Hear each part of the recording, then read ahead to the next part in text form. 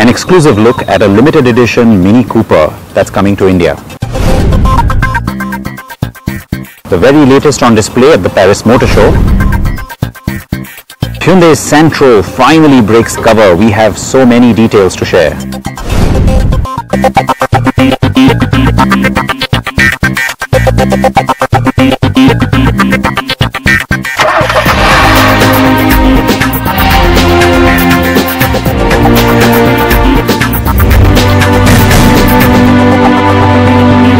Welcome to a brand new edition of the Car and Bike Show here on the NDTV network. I am Siddharth Vinayak Parthankar. Thank you for joining us, and I said edition very specifically because of course I have a limited edition of the Mini Cooper S here with me. What is it? Well, besides looking gorgeous, it's got lots of special things going on. I'll talk a little bit about that through the show, but first up we're going to talk about another small car at the other end of the price spectrum. This is something we've been waiting for quite some time now, and there's been so much anticipation building up to it. It is the new Hyundai Santro. It's ready to roll. We've got a nice chance to look at it. We can't show you too much of it yet because a lot of that is still under embargo, but we do have impressions we want to share with you.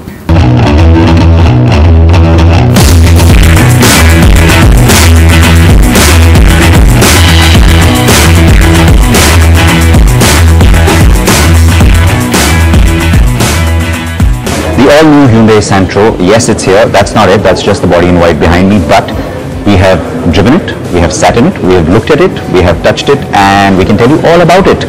By we, I of course mean me and Cyrus Dabur, who has now gingerly stepped into him. Cyrus, of course, one of the most important launches of the year. Yes. We've been saying this for the longest time. And first impressions, go. Like first words that come to your mind when you see the car. Spacious. And a bit of an evolution. It still has a tall boy design without being very obviously tall boy. I think that's a for me it's not tall boy enough. Otherwise really well loaded in terms of features. So it's a Hyundai. You were expecting that and you're going to get that. There's going to be the sports variant that's going to be fairly well loaded, and then there's going to be the Astra variant that's going to be very well loaded. The part that can offer a thorn in my side, it's only the Astra variant that will get the dual airbags, though ABS and the driver side airbag is going to be standard across all variants, and of course that means that it will meet all the safety norms that are coming. That also includes the alerts both for speed as well as driver side seatbelt warning. So we would like to see a passenger side which is an audible warning. It's not just a little red light, it's an audible warning, and of course passenger side will have to be mandatory eventually, so that will come in. Now both of us sat in the car and both of us were in the car at the same time, so we had a fairly good sense of how it would perform with people inside the car. Of course it wasn't 4 or 5 people, but we also had a chance to sit at the back. I think the back seat is the revelation. Yeah, I mean even with my dimensions, petite. there's enough space, both in terms of headroom and legroom. There's enough space there because we had the seat set to my seating position in the front and your seating position in the front. I think that was always nice, and of course you had enough shoulder room and also to wiggle about it. Yeah, you get a good sense. It is a wide, sort of nice wide car because again it's the one we drove and sat in. Has the beige interior, and again we did check the black interior version of. So we've done both. Although the black interiors will be available only on one variant. Black interior variant. Black interior variant. So on the green, which is on the green. Diana green body with a black interior with green accent pieces. So green seat belts. Yeah, almost GT3 RS like green nice, seat belts. Bright green. And green little accents and details, which are quite AC cool. vans, volume control, gear shift. And it's nicely done. It's not tacky. Alright, so manual transmission of course was always expected. The AMT from the start is going to be the first AMT from Hyundai. It's also an in-house development on that AMT, which is unlike everybody else who's always gone to an outside vendor. The Epsilon 1.1 engine is a derivative of the previous Epsilon, but of course it's been completely reworked and retuned, and claimed mileage on the manual is 20.3 kilometers per litre. And CNG is standard from the factory from the get-go too, which is a great thing because there are a lot of people who do want the CNG option. For individual buyers too, not just individual and fleet market. Yes. Yeah, and it's good that they're also sort of targeting the fleet market because the fleet guy also wants a new car, so why not? Hyundai claims much improved noise, vibration, harshness levels in terms of bringing it down obviously, and that's been achieved by not only padding up the engine bay so that a lot of the engine noise doesn't creep into the cabin, but you've also got a lot of sound dampening that's been done on the floorboard to keep road noise from coming in. I have to say we got a very short drive today, so it's not a full assessment, but first impression, yeah, it does hold up on that claim. There's also improved stiffness because of a new shell. That's the shell you can see behind me. It uses 63% high strength steel, so it gives us a good sense on how it would be on crash performance, though we don't have actual numbers or actual results to share with you. Actually, 63% of advanced high strength and high strength steel combined. So yeah, so advanced high strength is a slightly better sort of compound of steel or whatever. But slowly, slightly going back to the engine part of it, 68 horsepower, 99 Newton meters of torque. The CNG is 58 horsepower instead of 68. Because again the same 99 Newton meters of torque. But I think overall the engine felt it could have been a little more powerful maybe at the low end, but when you do get to drivability, or you could have had a higher mileage number. Yes. Or that kind of reluctance at the start. Yeah, but I think in terms of overall drivability, it's not that bad. It's quite nice actually. In-gear performance was quite nice. So he mentioned the one big USP in our view, which is going to be interior space and a sensor space. The second big USP for us, the ride quality. You're going to find that the car is very comfortable, even on longer drives, even if you're chauffeur driven. And the bit that you really want to know, both those variants I mentioned, Sports and Asta, we don't know what's going to be below that, probably 3 variants below that, but that's not confirmed. But 7-inch touchscreen on both those variants are standard. With Android Auto, with mirroring, navigation, voice commands. Yeah, all of that. So yeah, we get the little gadgets that you were definitely looking for. Pricing, I think that's the last point before we completely bore you to death. Expect very aggressive pricing, and an interesting announcement from Hyundai's MD here saying that the first 50,000 bookings will be price protected. They tried that with the Verna. It was something that happened, of course, more because of government policy change. In this case, they're saying that that introductory price that's always announced at every launch, well, it will only be applicable to the first 50,000, and there will be a guaranteed price increase after that. Let's see how many bookings Hyundai manages, right? Because they might then be generous and increase that 50,000 to maybe 1 lakh or whatever. I was going to say 60,000, but okay. In terms of bookings though, they're only going to be online starting tomorrow to the 22nd. As we told you first. As we told you first, yes. We have a little link somewhere on the top here. And it's 11,100 rupees for the booking amount, and as you mentioned, introductory pricing for the first 50,000. So the launch is on the 23rd. We will of course be there. We will be bringing you every update, including all the prices of all the variants and all the variants themselves, what they'll be named, how many there are, and the difference in terms of all the features for each of those variants. The number of colors, we've already seen white, we've seen gold, which is the positioning color. There's silver, dark gray, red, dark gray, and green, that's 8. So 8?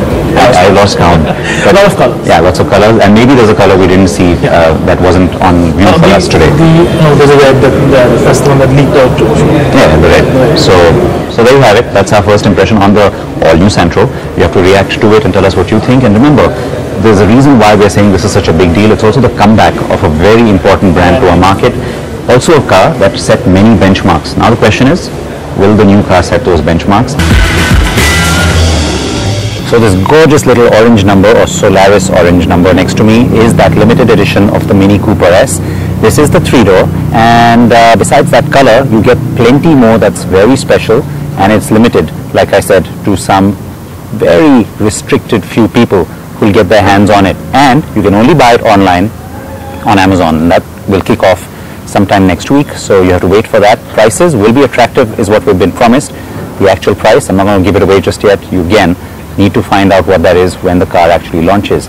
Now, you will also have the option of a reverse color version, which is black with all the orange accents. That, of course, is something, again, that you will be able to look at only online, but I have to say, I would be biased towards the more orange, less black version. It looks very cool, especially with all the piano black accents that you see all across the car. More details on this, of course, is something you'll also get from us in a very detailed review that TYRES is going to be doing. You'll get that online next week as well. So, something to look forward to. The Paris Motor Show just concluded as far as the press part of it is concerned, and there was plenty there, as there always is. Now remember, the show happens once every 2 years. French pride on display, but besides that, pretty much huge showings from every other manufacturer too. All the big highlights now from Paris 2018.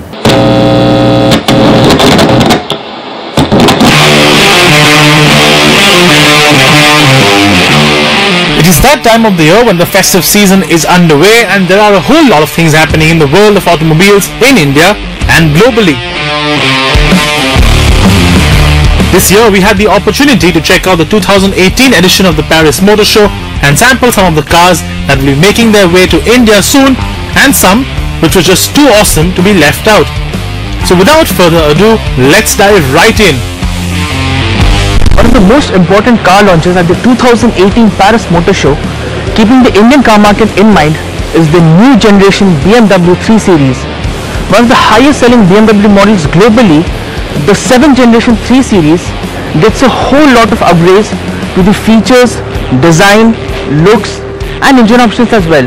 The good news is this car will be launched in India sometime in early 2019. BMW has sold over 15 million units of the 3 Series till date. It is built on the all-new platform called the CLAR and weighs 55 kilos less than the previous model. There will be a 2-litre twin-turbo and a 3-litre inline-6 petrol engine along with a 2-litre and 3-litre diesel engine option as well. The interior has been completely spruced up along with a more modern-looking dashboard.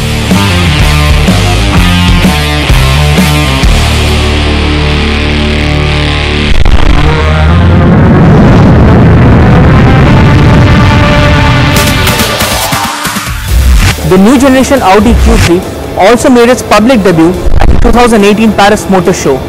Now looking at this car, it gets much more sharper styling, making the SUV look much more contemporary, and also it's grown bigger in size than the previous generation model.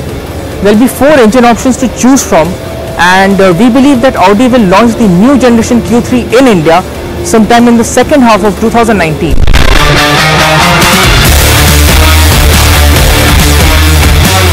The new Q3 is built on a VW Group platform and has 3 petrol and 1 diesel engine options to choose from, with power output ranging from 150 horsepower to 230.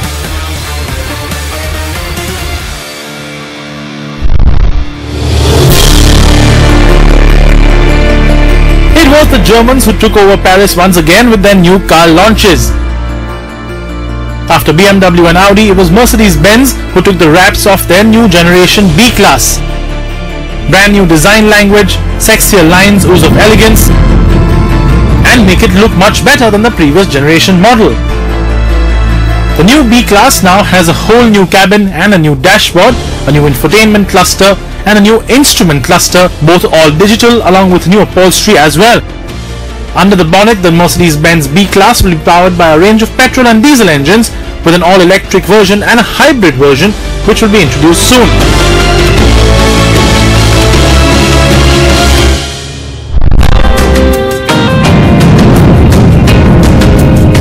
When you think of SUVs, speed is probably the last thing on your mind, but the SKODA KODIAQ RS begs to differ.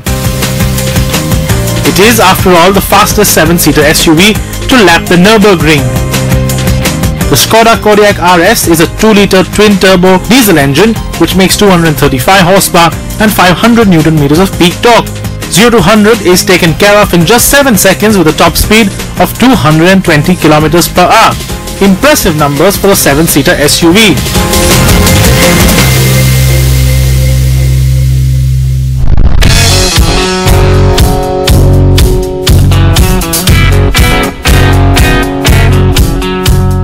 Going electric is the way forward. In keeping this philosophy in mind, Renault showed the KWID, which essentially is a fully electric version on the standard Renault Kwid available in India. Renault built the KWID concept keeping in mind the booming electric car market in China. The production version will be manufactured in China by the EGT New Energy Automotive Corporation, a joint venture between the Dongfeng Group and Renault-Nissan Alliance. It will have a range of about 250 km on a single charge, but the electric motor specifications haven't been disclosed just yet.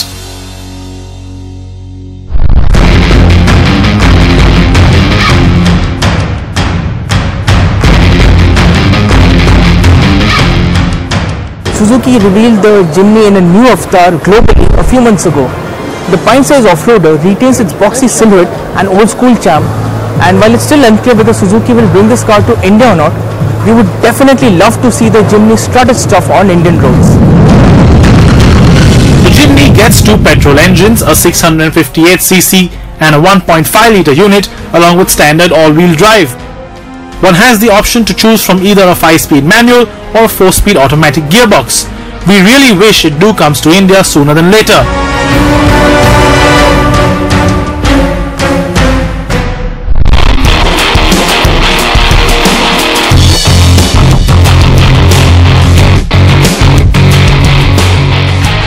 Peugeot says that electric cars of the future don't have to be boring.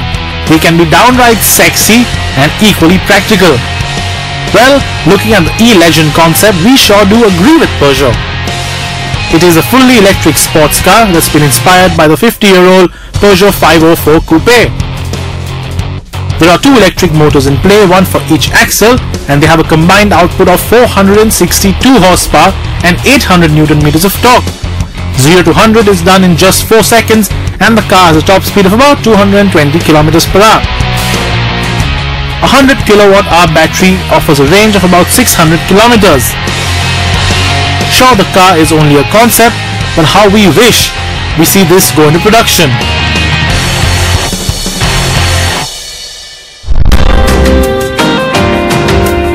One of the eye candies at the Paris Motor Show was the Porsche Speedster concept based on the 911 Carrera 4 Cabriolet.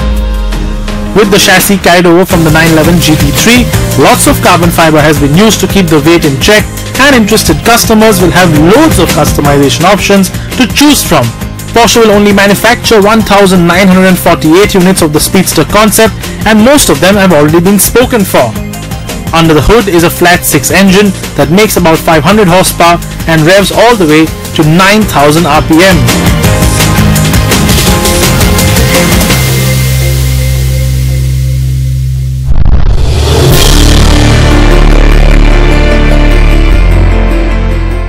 What you see behind me are the Ferrari Monza SP1 and the SP2. Part of a new car series from Ferrari called the Icona, the Monza Speedsters are what you would call the epitome of automotive art. Total cargasm. Well, I'll not bore you with the details and let you look at the cars instead. Totally gorgeous, jaw-dropping stuff. Every once in a while there comes a car which makes you go weak in the knees and makes you swoon. Modern yet flowing, the graceful lines of this car pay homage to Ferrari's racing Barchettas of the 50s. Both cars have the company's most powerful iteration of the V12 engine with 789 horsepower on tap and 714 Newton meters, and have a top speed of well over 300 kilometers per hour. They will also cost upwards of £3 million each. Both the SP1 and the SP2 are road legal, and the bodywork is completely made out of carbon fiber. A total of 499 units will be manufactured. All the bifurcation between the SP1 and the SP2 is yet to be finalized. So that's the latest from PORSCHE, and you got another nice little exclusive from us in the form of this Oxford edition of the Mini Cooper S. Remember, there are very few that will be made, and it's got a little something extra that you can't get from Mini India. So what is that? You've got to, of course, like I said, look at our review online and you'll find out. And of course, we'll also bring it to you on one of our shows. But definitely tune in for that, and we'll have the exclusive review for you as well.